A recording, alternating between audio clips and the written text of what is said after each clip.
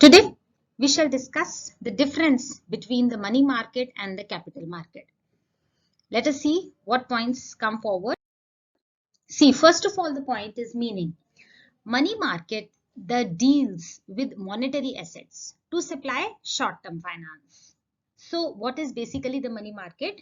Definitely it provides finance, but it is of short-term, right? And it deals with basic monetary assets. Whereas the capital market is the market that is a financial market for purchasing and selling securities. What you do is you sell and you purchase the shares in the bonds. That is called securities. This is short term and this is long term, right? And it is just normal monetary assets with a high degree of liquidity. And here it is the proper financial market. Further, objective. Money market deals the fulfill short-term financial needs of the business. If you need finance, of course, but you need it for a shorter duration, then money market is more suitable for you. But in case of capital market, it fulfills the long-term financial needs of the enterprise. Here, I would like to mention that you have to indulge in capital market if your needs of finance are for a longer duration. Third point comes forward, maturity period. Here, money market deals with the lending and borrowing of short-term finance, that is for less than 1 year. Whatever the monetary assets we are dealing in money market, they are generally lesser than 1 year or at the most 1 year. Whereas in capital market, it deals in the lending and borrowing of long-term finance that is more than a year. So the maturity period and all, it will be continuing for a longer period of time as compared to the money market. If it is between 1 year here and if it is more than a year, this capital market. See now the credit instrument.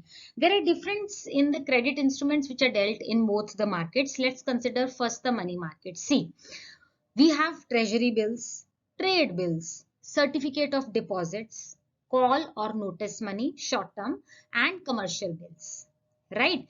And in the capital market, we have equity shares, preference shares, and the debentures. So these are issued by the companies. The money is collected and which is used for the enterprise. Here the instruments are different and here the credit instruments are different. In continuation with this point, we have also in the money market, we include intercorporate deposits, interbank term money, collateral loan, acceptances, and bills of exchange. So there is a long list of 10 items. But this we also have, apart from what we discussed in the previous slide, there is equity shares, preference shares, and debentures. Fourth point is the bonds and other innovative securities. So the instruments which are dealt in with both these markets are completely different. Fifth point comes about the institutions or the participants which deal in both these markets. So as far as money market is concerned, we have commercial banks, central bank, that is the apex bank, acceptance houses are there, bill brokers, public and private companies are there. Whereas in capital market, there are stock exchanges. Also, there are commercial banks and non-bank financial institutions like insurance and mortgage companies. To continue with the same point, we have in money market, there are also non-bank financial institutions, foreign and ordinary retail investors, they do not participate in the money market. This is a point to be noted here. But in the capital market, we have public and private companies and foreign and ordinary retail investors from the public. But I would again repeat that here in the money market, foreign and ordinary retail investors, they cannot enter the money market. Further, sixth point is related to the liquidity of both. Money market securities have higher degree of liquidity.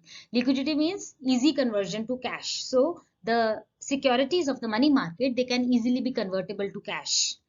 See, capital market securities are also considered liquid. It is not that they are non-liquid. They are equally liquid because of the presence of stock exchange. You can easily sell them and convert your security to cash. But at the same time, if we compare the liquidity to the money market securities, this capital market is less liquid. Okay, so we conclude that money market is more liquid and capital market is also liquid, but not that much as compared to the money market. Now the seventh point is the risk. See, Money market securities are safe or less risky due to short duration of time, as we discussed that it is less than a year, and of course the soundness of the issuers. Because the money market, for example, treasury bills are issued by the government. Now, if government is issuing any security, it has to be safe. So the chances of falling out are almost negligible. But in the capital market, the instruments of capital market are riskier in respect to returns, principal repayment, because the issuing company may fall. You don't have the credibility of the issuing company, right? So there is higher risk. Maybe you get the returns, maybe you do not get the returns. And of course, the principal repayment may or may not happen. So the risk, if you are an investor, so the risk is less in money market, but in capital market, the risk is higher. So I repeat that if something is issued by the government, so the chances of falling out is very less. But here, if there is an upcoming company, obviously everybody thinks that it will function very well, but still there is high risk. What if it doesn't go well? So the risk involved in money market is less and the risk involved in the capital market is higher. Further, 8th point comes to the investment outlay. Outlay means here expenditure. See, huge financial requirement is needed to invest in the money market. The instruments of money market are quite expensive. Although we said that the duration is less of securities of the money market, but the financial requirement, if you want to invest in money market, you need good amount of money. For example, the treasury bills are generally available for 25,000 rupees or of its multiples. So you need a big amount. If you want to invest in money market, you need a considerable amount. But in the capital market, the investment in capital market does not require huge financial investments as the value of securities is low. It can be as low as one share is available for rupees 10. So what does it mean? That if you want to invest in capital market, you just buy, you want to buy one share, at least 10 rupees also. You have 10 rupees, you can easily go and invest in the shares. So you can invest more amount also. It is not that you cannot, but the minimum amount required is not as high as compared to the money market. So otherwise, when we talk about the time duration, there is less, here more time duration, right? And if you're talking about the risk, here higher the risk, here here also the risk is there, but here the risk is more, right, in capital market. But as compared to the financial requirement needed to invest in any of the markets, here you need high financial requirement, and here you can have as low as rupees 10 also. The shares are available at rupees 10 also, right? So you don't need much amount if you want to invest in the capital market. Now the 9th point comes the expected return. See, the expected return is less due to short duration period. You are investing for a lesser time period, so the return will be less.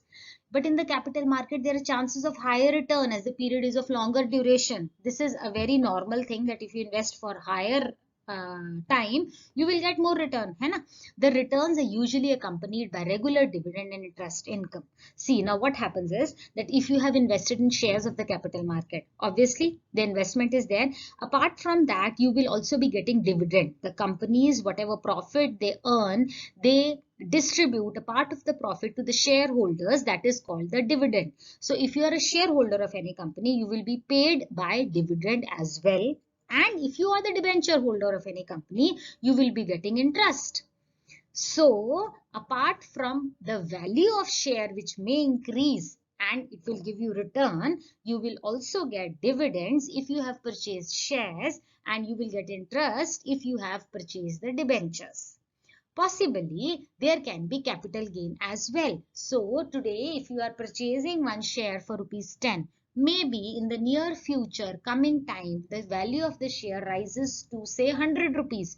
So that gain also will be given to you, right? So money market, less return is expected, and here you can expect higher returns. Next slide. The purpose of the loan. See, the money market meets the short-term credit needs of the business as we discussed in the previous point. It provides working capital to the industrialists because the short-term credit needs, right? And the amount is also usually like used for the working capital. But in the capital market caters to the long-term needs of the industrialists. Provides, because this we've already discussed that this is short-term credit needs and this is the long-term credit needs. Now what here I am focusing is There it provides a working capital to the industries, that is capital needed for regular day-to-day basis, and here it provides fixed capital. Now fixed capital is generally required to buy land and machinery, etc., capital expenditure. It is not for the regular day-to-day expenditure, right? So here is the working capital being provided by the money market, and here the fixed capital being provided by the capital market. Next slide. Relation with the central bank. See, money market is closely and directly linked with the central bank of the country. Money market, okay? And the capital market feels that the central bank's influence, definitely it influences the capital market, but mainly indirect influence is there, and that too is felt through the money market. Clear? Now the next slide says that market regulation. See, in the money market, commercial banks, they're very closely regulated to each other. But here in the capital market, the institutions are not much regulated. There are different institutions, and there is no such regulation amongst the institutions. Whereas here the banks are closely regulated. Next point. Nature of the credit instruments. We already discussed the credit instruments. The credit instruments dealt with in the capital market are more heterogeneous than those in the money market. They are of different nature. Here in the money market, they're generally homogeneous. One or the other similarity is there.